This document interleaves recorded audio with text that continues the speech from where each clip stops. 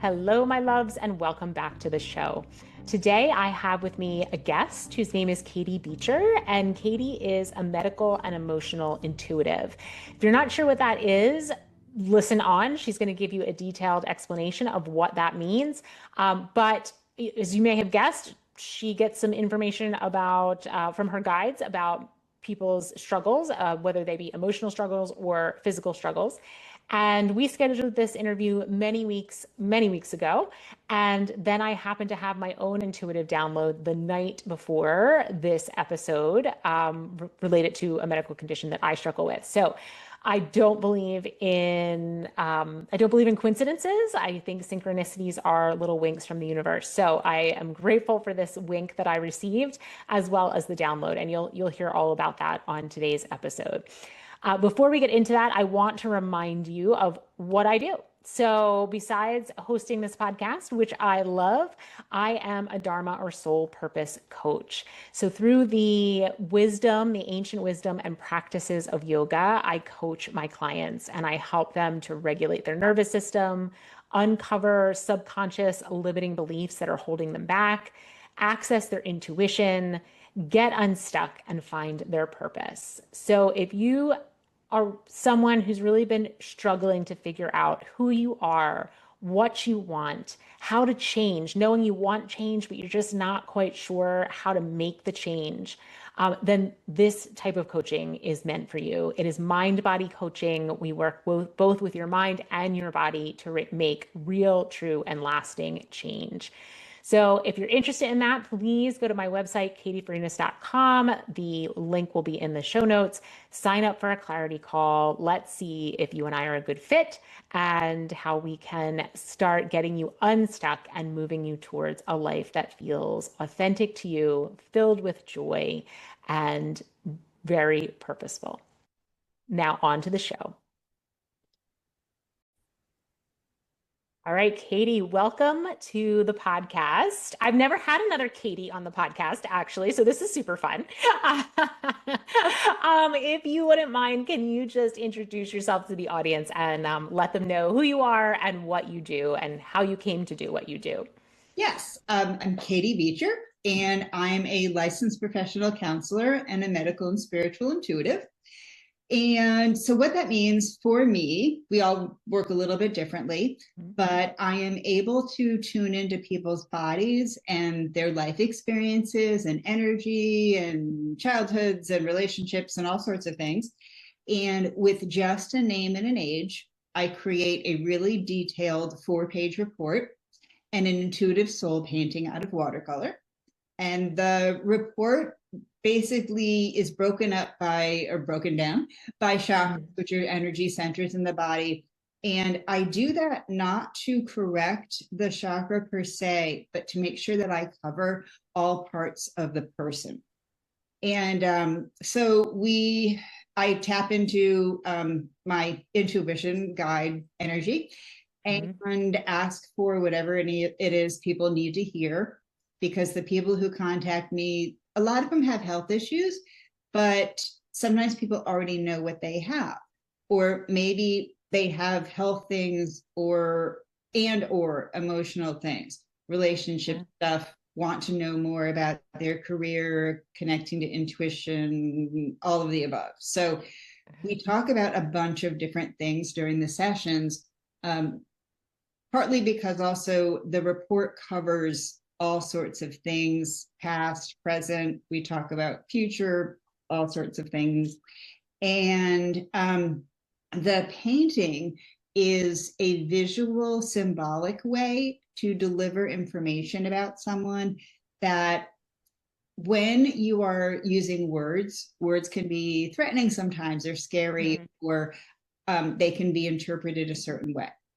And with the paintings that I do, I can show you an example for anybody who, okay, I have to cover up the name.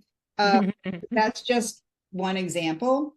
Okay. And they all look different. Sometimes it's a figure or an animal or a plant or whatever, but the different shapes have meanings. The colors have meanings, where they are placed. So it can deliver information in a non-scary way, a less threatening way, such as if I get a lot of activity, maybe red, maybe swirling shapes, sorry, things like that. In the second chakra region, which has to do with the reproductive area, mm-hmm. that can be a signal that there's been trauma, and including sexual abuse or assault mm-hmm. or things. So that can be really tough to talk about. And mm-hmm. I'm very careful about what I put in reports because I don't know who's going to see them. Or a lot of the time, my guides reveal information that my clients have never told anyone. Mm-hmm. Wow. I want to be really cognizant and respectful of how I bring things up. Yeah. So it's kind of a nice group of tools. And then during the session, we not only go over the report, but also people can ask any questions they want. I get a lot more information intuitively. And mm-hmm. we talk about developing intuition and a plan moving forward and root causes and all sorts of things. So it's really, really, really comprehensive, just that one session. Okay. And the way that I started doing this, I guess I've always known that there was more than me. Even as a really young child, I heard guiding voices. I knew things. I knew that things that happened in my family were not okay, or the things that I saw were just, nah, this really isn't the way it's supposed to go, or the way that people are supposed to treat each other. Mm-hmm. And because of a couple of different situations, I developed a pretty severe eating disorder. And through, it has to be divine intervention, but I sought help by myself without my parents even knowing, because I didn't think they would be supportive. And I was, yes. And happened to find a therapist who was very in tune with intuition, even talking to spirits, wow. Developing those things. It was the first time I'd ever really talked about talking to dead people, mm-hmm. or all these weird abilities I had. So right. She not only encouraged that, but she helped me use it to find self-love and self-acceptance and mm-hmm. growth. And for me, it made a lot of sense because while cognitive behavioral therapy and all those things, they have their place. But for me, I really needed to get into the spiritual and emotional and self-love stuff. And yeah, so long story short, became a therapist, always worked really intuitively. My abilities kept growing, even though I didn't know what to do with them, and I was afraid of them at times. Always had an interest in medicine, actually planned on going to medical school, but was, too sick in a lot of ways with eating disorder. And my abilities have just grown, and I kind of started accidentally incorporating the two and figuring out that I knew a lot more about people than they were telling me. So this is what I do. Wow, that is fascinating. Fascinating. It's funny because when I was a kid, and I've heard that we all have these abilities, but it's just some of us have them kind of turned on, and some of us have them turned off. And when I was a kid, I felt a lot of spirits around me, and I would hear different things as well. But that I don't get that anymore. And so it's just fascinating to me, like that when I hear your story about when you were a kid, and it really resonated with me. I was like, yes, I remember that as a child too. And it's how I knew there was a God. It's how I felt so very connected to God. It's how I felt connected to loved ones that I had never actually met. They had passed either before I was born or when I was so young that I had no actual memory of them. But life does what life does. And so recently I've been thinking about trying to develop those abilities in some way, because it was amazing. I remember it so clearly, and I was pretty young. And to be able to communicate like that was amazing. I love that because we do all have these abilities. Yeah.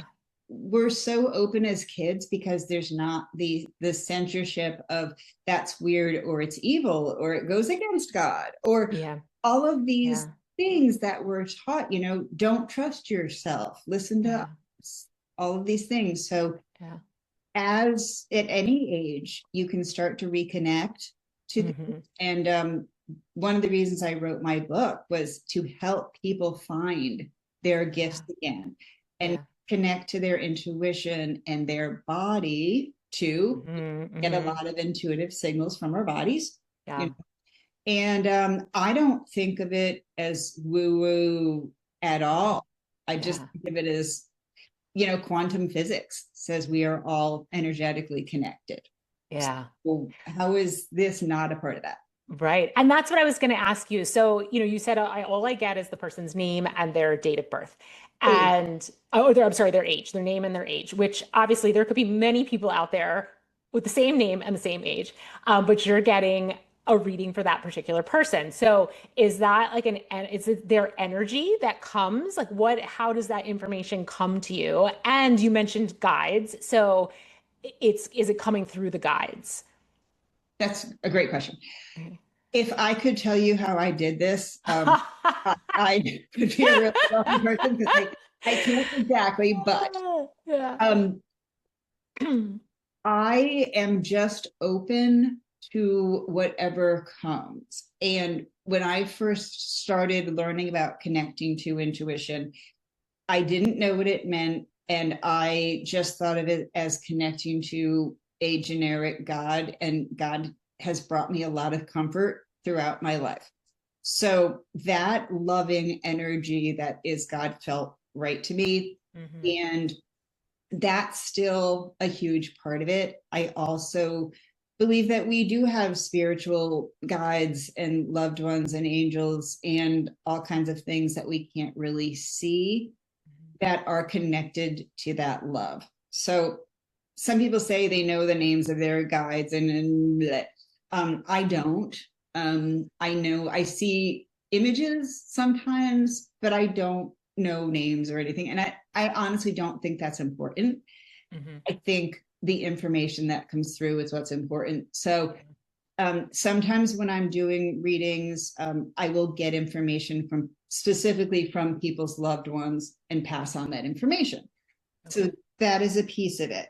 Okay. But that feels often different than the overall information that I get about a person.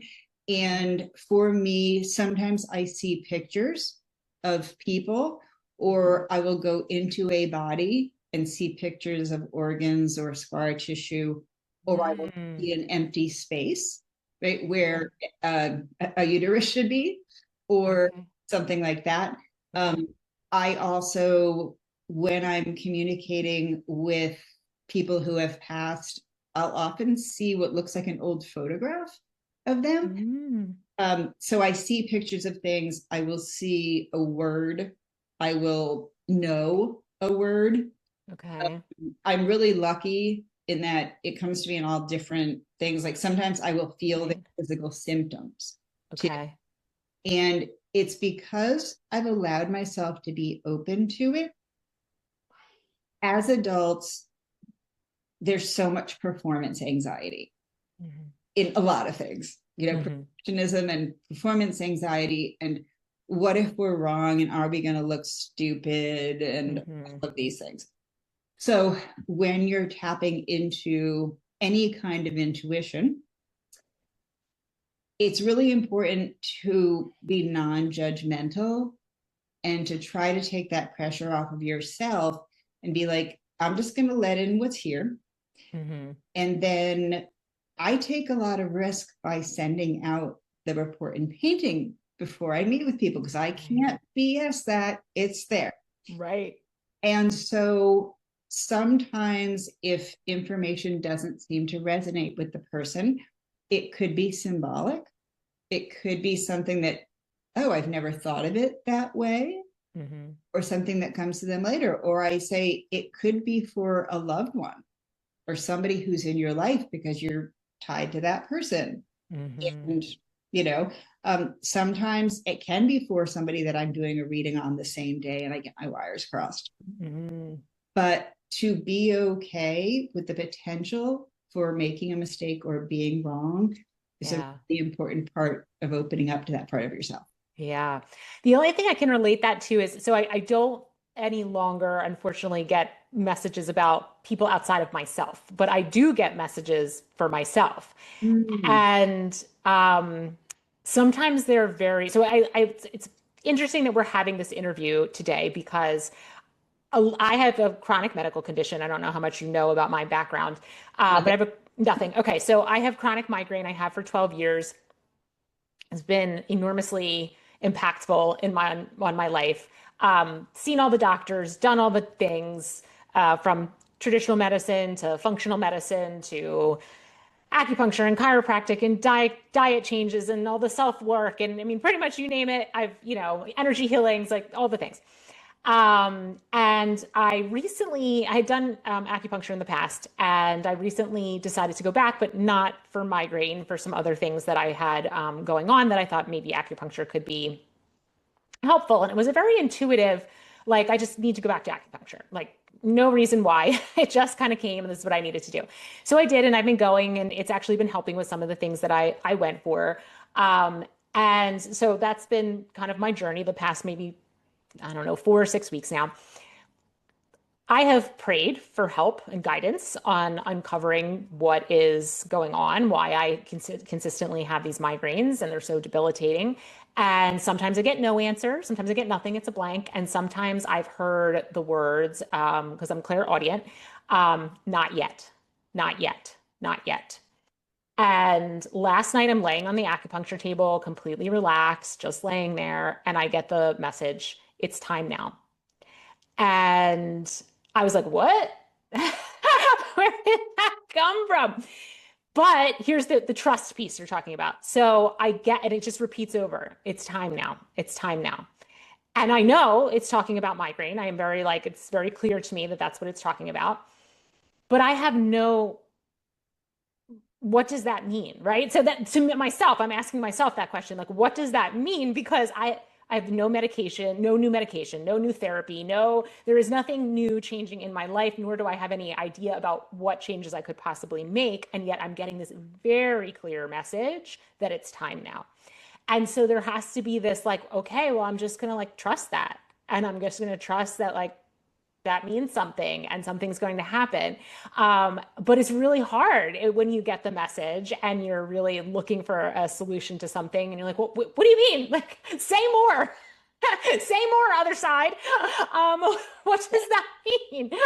But yeah, you have to just trust yourself. And it's really, and when you're doing it for somebody else, that's what I can't imagine, right? So I can have this experience for myself, and there's no harm, no foul. If that message didn't come through properly, I misunderstood in some way, I'm only impacting myself. So it is very brave of you, like, to be able to put that out into the world, knowing that this is about other people.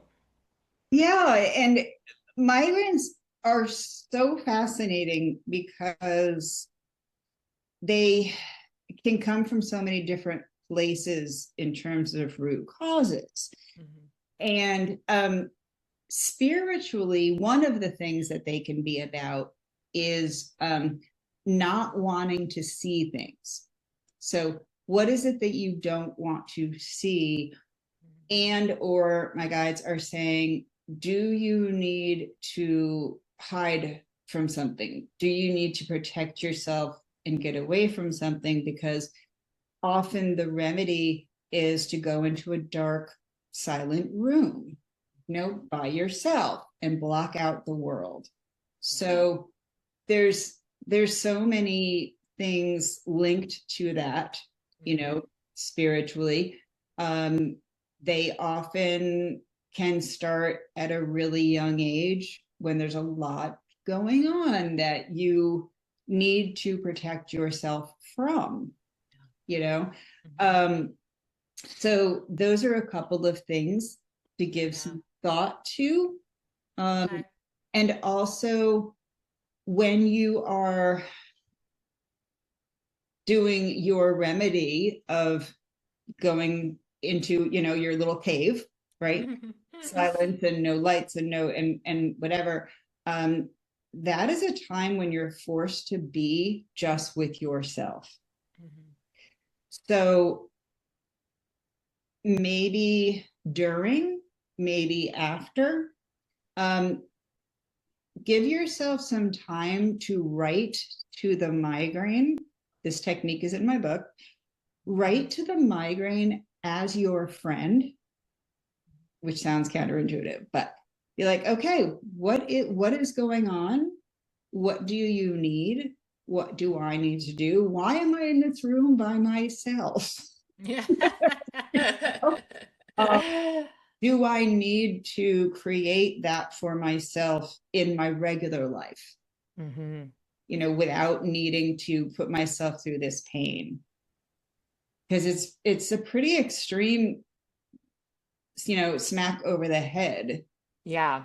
Yeah. Yes, it is. Yeah. So just some things to think about, Yeah. and write about and explore. Yeah, I absolutely will. And I have actually tried writing to my migraine, and asking it, what are you trying to tell me? What do you need me to know? How can I think that you've been here to serve me in some way. And, but I'm okay. Like you can let go. And I get no response back from my migraine. So it's not ready to talk to me yet, I guess. Okay. Uh, but I'm trying. And I would also, just as a caution, be careful of putting the word my in front of Yeah. your symptom, Yeah. because it is a thing, it's real, Yeah. but taking ownership of it elevates it to a different level. Yes, yes. And you are right about it. And I do try to be, I was not careful, Right. but I do try to be very careful about how I phrase the relationship to migraine. Yeah. So this is very interesting because we got off on me, but what I was going to ask you, which I think you illustrated it, was what you get these readings. Well, I guess two questions. So I recently heard another podcast. I was just listening to a podcast, and a woman was on there, and she also gets messages from the other side, and she calls them her light team, and she kind of divides them into three categories. Of one being God, like this universal consciousness that permeates everything, everywhere, all the time. Then there are our loved ones who have gone to the other side, people we probably knew in this lifetime and are with us to carry us along our journey. And then there are these elevated souls that we likely have never met.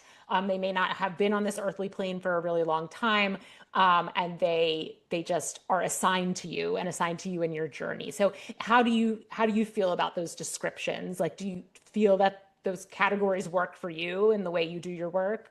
Yeah, I really do. I think that's a good, like, I don't divide them just because I'm just like, hey, whoever wants to come in and Right. give me stuff to help this person or myself, thank you. Yes, Um, yes. you know, just, yeah, I mean, that really is what has been true for me as well. Uh, Okay. so I think that's a really cool way to talk about them. And can you tell the difference? Is there like, oh, this one's definitely coming from a past loved one. This one's definitely coming from an elevated soul. You might not have a name, but you can tell that the message is coming from different spots. I can if I ask, for sure. Okay. And not so much differentiation between God and guides, if you will, because Okay. they're all kind of in the same plane. But when information comes in from people's loved ones, that often feels different. And different can be hard to define, but sometimes when I'm getting information, it feels louder than other times, or the picture will be fainter, Mm. or in the case of loved ones, I may see a picture of that person or be told this is coming from a male that was in that person's life. Okay. So um it's a different feeling, different Hmm. sensation. um, Okay. and so yeah, and that's important, because if something is fainter or softer, that could mean something in a person's past, because the way that I'm given information, time isn't linear. And I see a whole person's life at the same time, but maybe they meaning guides, want me to bring up something in a person's past so it validates to my client that yes, I'm tuned in, that I know. Okay. And or maybe they had I don't use the words cancer and I don't diagnose because that's irresponsible and illegal and all sorts of good things. Yeah. But if I bring up breast and I happen to know it's breast cancer and then they can talk about it. It could be that they are still reeling from some of that or still coping with some of that, or whatever. So as we know, we are the product of our time here. Yeah. Yeah. Okay, that's interesting. And so then when this report comes out, you're kind of answering my questions to these questions before I even ask them, but yeah, you don't give exact like you did with me. It was like, okay, I'm kind of getting that maybe it's this or maybe it's this, like related to a health issue. So it's not a specific like this is what you have and this is what you need to do about it. It's not kind of diagnostic like that. Yes and no. So I definitely will identify real symptoms, specific symptoms. I can identify things that happened in relationships. You grew up with a mom who had a mental illness, or you might be using too much alcohol at the moment, or have eating disorder tendencies, or you have gut issues, or so I am definitely able to identify specifics in terms Okay. of symptoms and things like that. Where I am careful is making a diagnosis. So I might say something like, this feels like the symptoms of possible Lyme disease, right?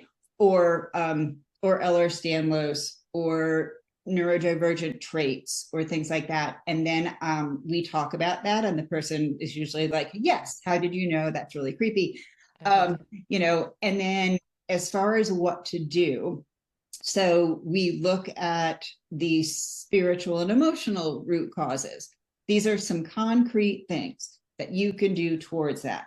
I'm hearing about some nutritional deficiencies. These are some possibilities. Check these out. Even, some physical things that can help people. And when it comes to, and I may make suggestions about different herbs and things like that, also check them out because they're not candy. Right. And then when it comes to something, I'll just use Lyme again, or mold.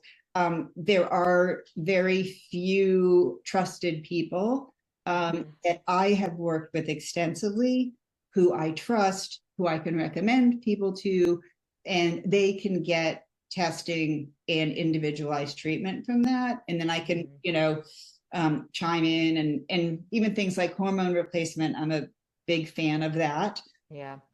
And so I can, offer what I'm getting. And I tell people I am always truthful. I am always honest. I don't want you to substitute my intuition for yours. Mm-hmm. So is this resonating with you? How does this feel? And then please, explore it with people that you're working with as well. Yeah. Okay. That makes sense. And have you ever had a situation where someone didn't have a specific complaint or symptom that they were dealing with, but you were able to identify, actually, you should go get this checked out. Like I'm kind of getting something here. Why don't you go look into that? Yes, happens all the time. Really? All the Wow. time. All the time. Wow. Uh, Okay. yeah, there's so many things that I pick up, and what helps in those situations is that I can describe specifics about symptoms, Mm-hmm. or about like viruses they've gotten, or illnesses or trauma related to the thing. Mm-hmm. So I can back it up with things that I am receiving that the person can then confirm. And then it's like, so, this is what I'm hearing. And if it were me, I would go get this checked out. Yeah. Okay. Wow, that's pretty incredible. How do you manage this in the day to day as you're walking around in your life and you're encountering many people, I'm sure? Is there an off switch, or is it just constantly like you're in the supermarket line and you're like, "Hey lady, you might want to go get this checked out." Like how do you manage this energetically? Boundaries are really important, I, right? I grew up in a dysfunctional family where they didn't exist. So, with not very nice people. So, that was my first training ground for setting boundaries and for being a separate entity, and for not not letting other people's stuff get to me. I am highly Mm-hmm. sensitive as a kid. It was unbearable to be able to feel Mm-hmm. people's pain, right? Yeah. Unbearable. And so I really had to learn that they are separate entities and you can care without getting involved or trying to fix. We all had our phases, you know, Mm-hmm. and Mm-hmm. but they're really, for me, I've learned to have an on-off switch, um, partly because it would be super overwhelming to Mm-hmm. get stuff all the time. Not that I don't, what I do is I ask for stuff that I need and stuff for me. And if there is something that I do need to tell someone, to ask for guidance about that, but it's more people that I'm friends with. Like I wouldn't go up to a stranger and do that. Okay. I have too much respect for their boundaries. And Yeah. even if somebody asks me to do a reading for someone else, I'm like, I ethically can't do that because that's not respecting their boundaries. Mm-hmm. While I could, it's just cringy.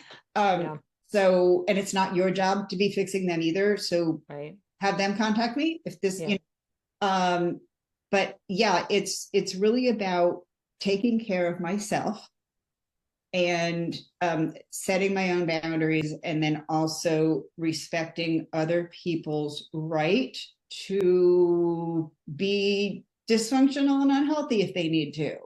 Right. Yeah. Yeah. Yeah.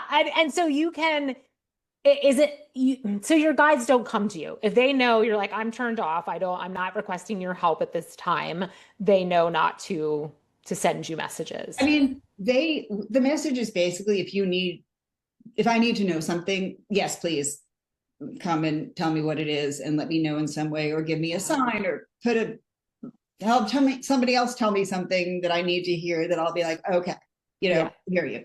Right. So they know that they can come in at any time. But in terms of other people's energy, or like mediumship or spiritual energy, it's sort of like, I need to also be not overextended. Right. And Yeah. for that reason, I only see, it depends on the week, but 6 to 9 people a week. I really limit that. Hmm. Um, and I am grateful to be able to have the luxury to do that. Yeah. Yeah. So if people have, so let's talk about your book, Heal from Within. So this is basically almost like a guide for people to be able to kind of start learning how to do this work for themselves, Mhm, correct? mhm. And so what are some of the things, like maybe your top exercises or things that you recommend for people if they want to start opening up those channels for themselves?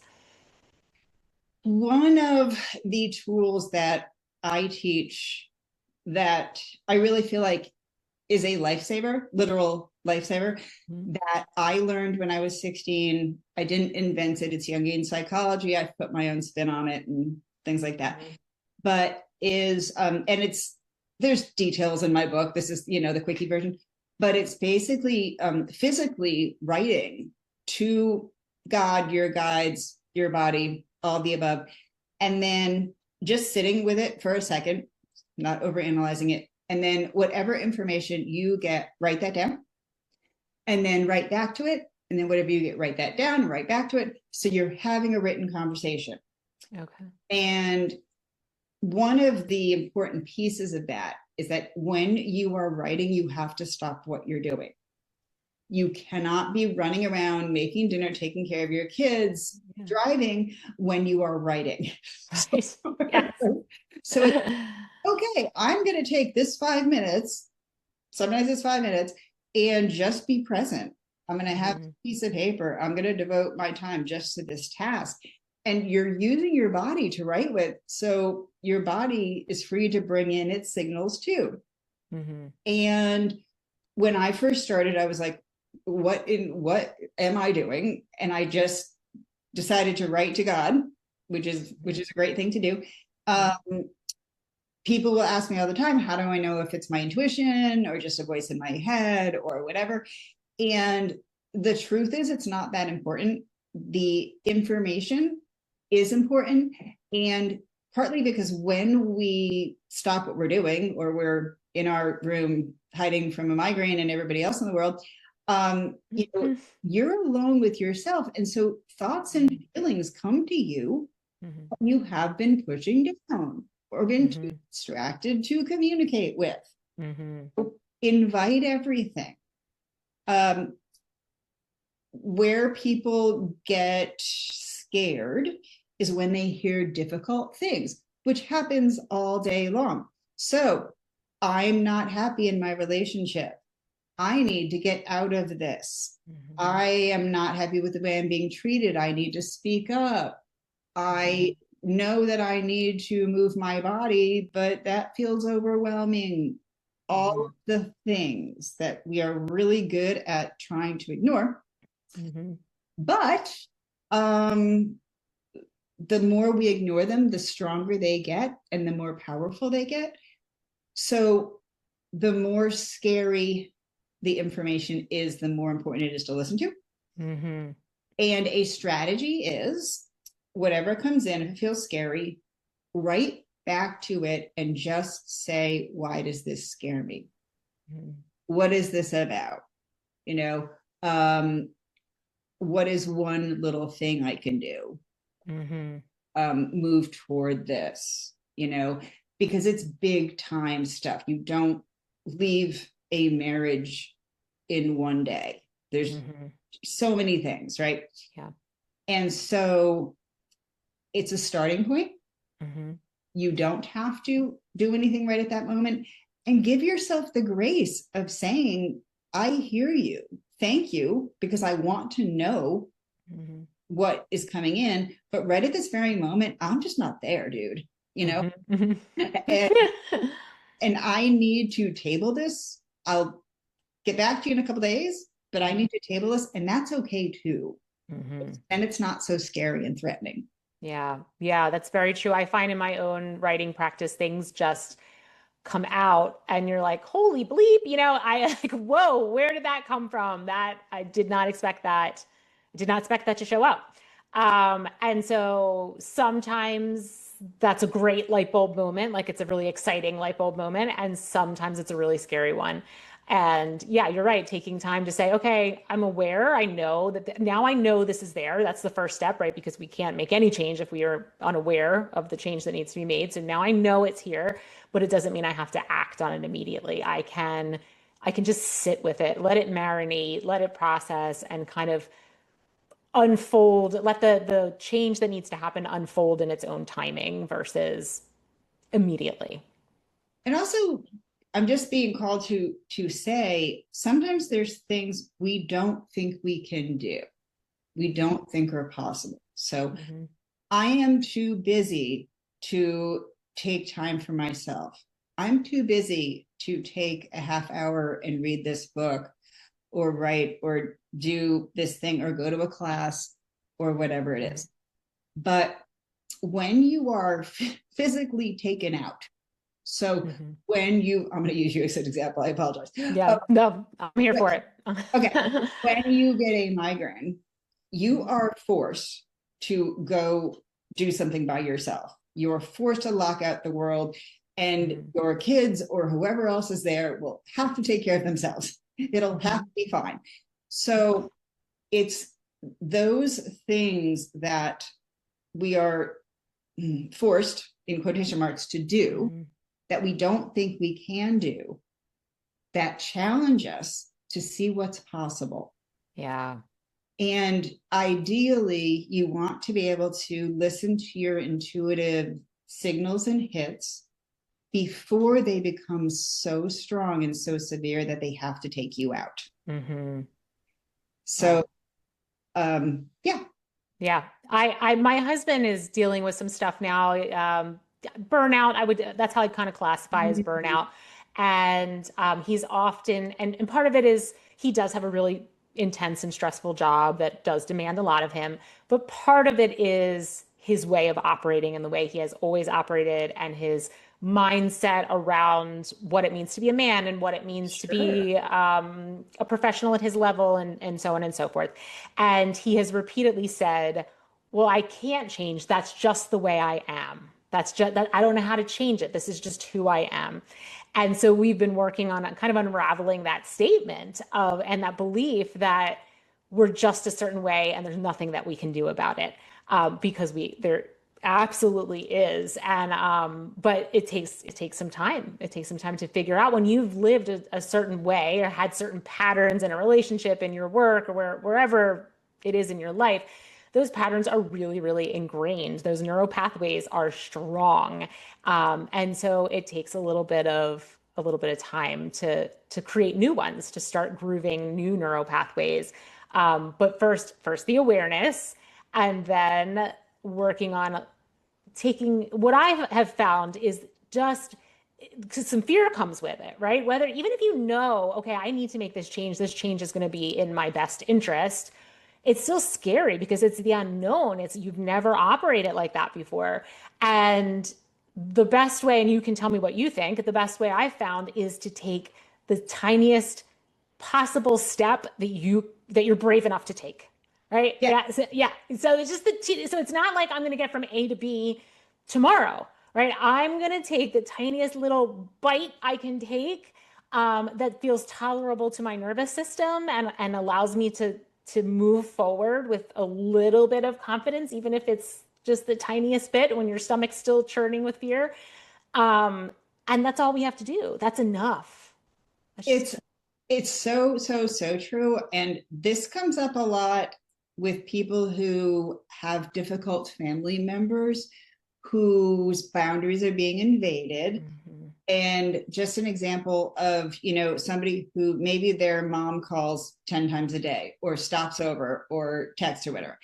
Yeah. And I always say, okay, what is one thing that you can start doing today? My sessions are very action oriented. What is something you can start doing? And it could be as simple as wait 5 minutes to text them back, Mhm. wait an hour to text them back. And Yeah. people, well, then she'll call. Okay, well, you own your phone. Right. You Right. don't have to pick it up, you know. Um, Fine. Don't, give it an hour. Yeah. Give it till the next day. Give it, make yourself feel uncomfortable because it's going to feel uncomfortable. Mhm. But it's sort of like training a dog, Yes, it is. right? That it's this reward thing of if you respond immediately, that person is going to get the message that you don't have boundaries. It's okay. Yeah. They're invading your space. And Yeah. whereas if and expecting that person to change without you making changes Right. is not realistic. You have to Yeah. change because of what you need. Yeah. That person may or may not respond, but then you have more choices to make. Hmm. So yeah, and even, running your own business or being a whatever. I mean, if you shut your phone off for an hour, okay, no one's probably gonna die. Yes. That budget item was not booked or something. Oh, You know? yes. And it's like you might think you're that indispensable, but maybe you're not. Yeah. So it's so funny you're using that example, these two examples, because I was a nurse for 20 years. I left the bedside only this past August. And my husband is a VP of finance at a juice company. And so, I mean, I have a really great perception of what a true emergency is. And he's always talking about these emergencies, these emergencies. I'm like, babe, it's juice. Like, it's juice. I, what kind of emergency happens regarding juice? And so yes, this like, and I've said to him, like, it's what happens if you shut your phone off for an hour? And he would reply, and he's you use the budget line item, you use that term, which is totally in his wheelhouse. That's what he does. And I will say to him, like, if you don't get back to somebody for an hour, like nothing horrible is going to happen. No one is dying. No one is dying. And he's like, he says yes, like he gets that, but our bodies tell us a different story, right? Because when you Oh, turn off the phone or you hear the ding or whatever, then your body starts revving up and then you're compelled because it's so uncomfortable to respond because that relieves the discomfort and so on. The cycle continues. But yes, we have had this exact discussion. It's so funny you use those examples. well, my guides are good, right? Yes. So, yeah. I know it's really funny, and it gets into self-esteem and Yeah. self-worth and expectations, and also being addicted Mhm. to those responses. And that kind of lifestyle is so distracting. So if you're involved in that and you're a workaholic or whatever, you are so distracted from other stuff that needs to be addressed. Yeah. And it gives you permission almost to ignore other things Mhm. to be attended to, which is why I see so many people, thousands of people who come to me after they've had a serious illness, loss, accident, whatever. And they're like, oh my God, I had to start over. I Mm. learned to take care of myself. And that if I did that, no one was going to die. But if I didn't do it, I might die. Wow. Wow. And you do get a lot of clients coming to you in that exact space. Wow. Why as humans do we need to get to that place? Like what is that? I ask God that all the time. I still haven't received an answer. Well, as a person who's had my share of needing to be hit over the head with a sledgehammer, well, I think that listening to your intuition Mhm. takes courage. Mhm. It takes trust in yourself. It is something that we are born with, that we're conditioned to ignore because people pleasing is easier and so much more rewarded. Mhm.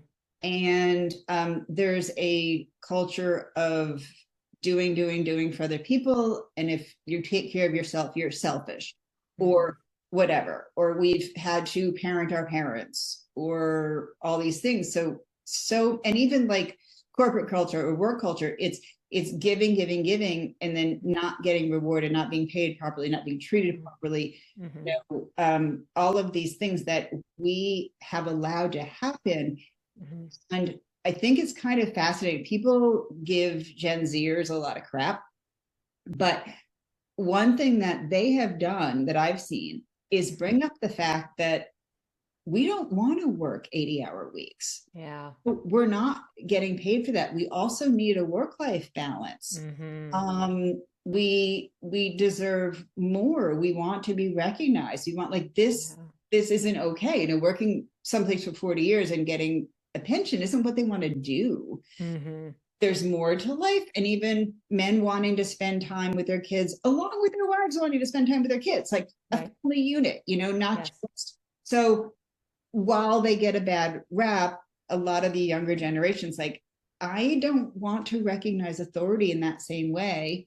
Mhm. And things need to be different, and Yeah. they do. They do. I absolutely I see that too. And I'm so curious to see how our culture changes as they get older and they continue to enter the workforce and they change the workforce. And as the older generations start retiring and exiting the workforce, what this is going to look like for the American culture, because we really have been a work first, everything second culture for a very long time. And it has tremendous negative effects on people's health, their relationships, all of those things. And I always look to other countries, and it seems other countries are doing it better than we are.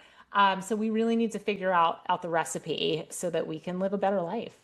Yeah, I agree. Yeah. Yeah, I have my daughters are 33 and 28, I guess now. Yeah. Uh, so watching how they've navigated the world, and they're both really, really hard workers and really caring. Yeah. Um, but just, you know, the priorities that they have had and just learning from them. Yeah. Um, and I think in a lot of ways it's really healthy, but I also think they struggle with that because they're kind of going against the grain of Hmm. people in charge. So Yeah. You know, Absolutely. Yeah. The people above them are likely making them feel not great about those choices. And I see that. And I see that even in my husband when he talks about his work. I see it.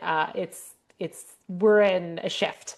And the shift is, there's going to be some rumbling. And I think we're in that rumbling now. But like I said, they're going to move up at some point, right? They're going to be the ones in right. leadership at some point. So it'll be very interesting to see how that all shakes out, and I'm very hopeful that it will be for the better for Me American too. And families. politically too, hopefully. We need Yes, young yes, energy. yes, absolutely. We do. We do. All right. Well, we have time for maybe one more thing from your book. So the journaling was the first, and like that was basically speaking to God and letting God speak back to you. And what would be your second? There's wow, so many things. Okay.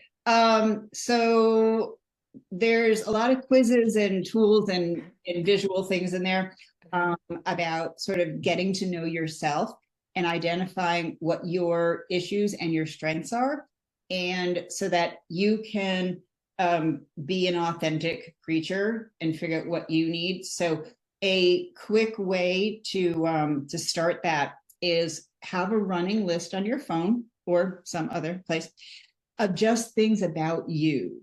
I get a lot of people like, I don't even know what I want. I don't know who Hmm. I am. I don't know what it means Hmm. to be authentic, you know, especially women in midlife. Um, Yep. and the list can be something like your eye color. I wear glasses, your hair color, your I hate broccoli, little stuff, as well as things that feel more significant. But Hmm. you're just trying to paint a picture of yourself, of you, because maybe you never have before, and it can Hmm. change. And the cool thing is, as you are thinking of your list from there on out, you start thinking about, oh, I was just faced with this situation and it doesn't resonate with me, and I don't want to do that. Or, wow, this is really good. I really like this type of person in my life. Or you start to think more about Hmm. what's important to Hmm. you and what Hmm. you need and don't need, rather than just doing things because other people say it's okay, or you know so Yeah. it's not just an immediate thing, it's something that you can take with you, and you just keep, I keep learning about myself all the time. Yeah, Yeah. that's cool. That's cool. Yeah. I like the idea of starting with these tiny little things that are easy, like I like broccoli and I have brown eyes or whatever. Things that are super concrete and easy to identify. And then going into larger spaces. I remember when I first really delved into yoga and became part of a yoga studio. I'm not saying that all yoga studios are like this, but the one that I was involved in and are currently involved in is a very loving environment. There's a lot, the people are just, they're very compassionate and empathetic towards one another. They're very kind, they're very open and receptive, supportive. And I had come from a life in the medical field where things can be a lot different than that. There's a lot of competition, there's a lot of hierarchy, there's a lot of challenging communication. People get hardened also because you see a lot of stuff and you experience a lot of stuff, and it's a way of coping.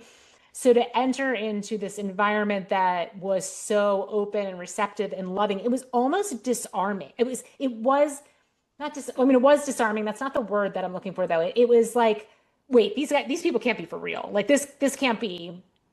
I'm on candid camera. Somebody's playing a joke on me. Like something, something is not right about this situation because it's so foreign to my own personal experience. But then when that awareness comes in, then you can be like, oh, actually, I really like this, and actually, I'm not available for anything else. Right. And so I like the idea that what you're saying about like writing down like, oh, well, I could simply write down like I love going to my yoga studio. Like, why do I love that? Well, because this is the people there are wonderful and I feel like I can be myself and so on and so forth. And then recognizing, well, I'm not really available to be around people who don't make me feel that way. Yeah, and also noticing what you say about yourself and think about yourself. Hmm. It's really important. And when you have a community like you're describing, you're much more likely to be called out when you say negative things about yourself. Yeah. Yeah. So, and that's a good thing. Right. Yeah. No, it is because sometimes we don't even know. The other day, and I've worked very hard to like be aware of my thoughts and how I speak to myself and all those things, but I'm human just like everybody else. And I came downstairs and I was starting to make dinner and made an offhanded comment to my son and I said, "Oh, I really hate like starting dinner this late. I wish I could get dinner on the table earlier." And he said, "Well, why don't you?" Like, why don't you start cooking earlier? Which is a logical question. And I said, well, because of this stage of my life, I get really tired mid to late afternoon, and I just need to take a rest before I start cooking dinner. And so but if I take the rest, then dinner winds up getting done later. And he looks at me so seriously and he's like, Mama, you don't need to apologize for needing rest. And I was like, yes, no, I don't. Thank you. They Thank are you. so smart. They are They're so so smart. smart. Yes, thank you for that reminder and for shining a giant spotlight in an area I was judging myself without even recognizing that I was doing that.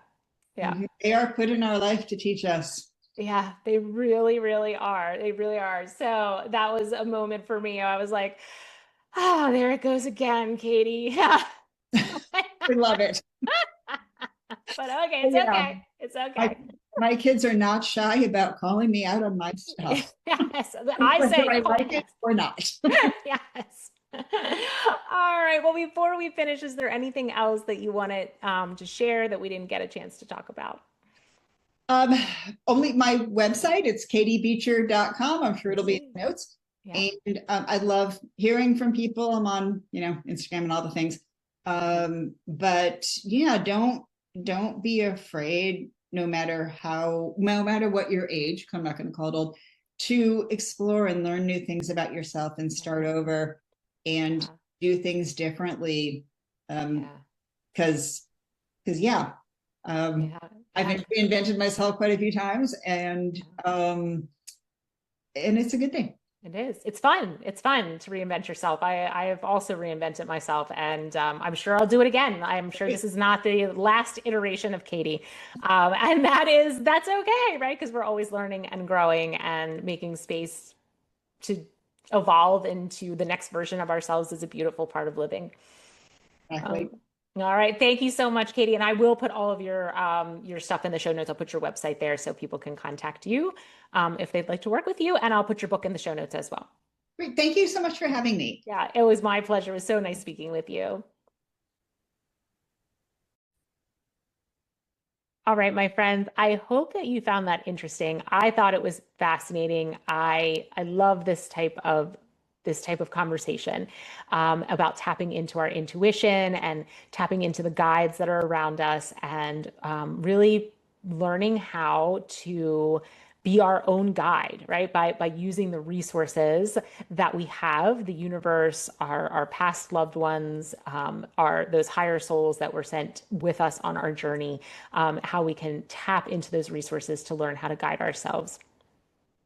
And now, if you want to stay connected with me in between episodes, I invite you to sign up for the newsletter. The link will be in the show notes. Every week, I send it out on Monday around noon, and it's a little bite-sized bit of guidance, whatever topic I'm covering that week. I give you a very digestible amount of information. And then along with that, I attach a link to a Substack post that goes into more depth about whatever it is I'm discussing that week. So if you sign up for the newsletter, you have the option of just taking that small little bite size with you and integrating it into your life, or deciding you want to delve deeper just by clicking on that Substack link. Substack is a social media platform unlike any other. It is very kind, very loving, wonderful people over there, lots of long form content. It's a great place. So if you have not visited Substack yet, I highly recommend it. And I get no kickbacks for saying that. So I like it that much that I'm just promoting it because I think it's a fabulous social media platform. So you can find me on the newsletter. You can be in contact with me that way, or you can sign up directly on Substack. Either way, I would love to be in communication with you in between these episodes, whether it be through email or Substack. It provides an opportunity for back and forth conversation, replying to emails, commenting. I love to be in community. I love connection. So I would love to connect with you. All right, have a beautiful week, and I am wishing you many intuitive downloads. Namaste.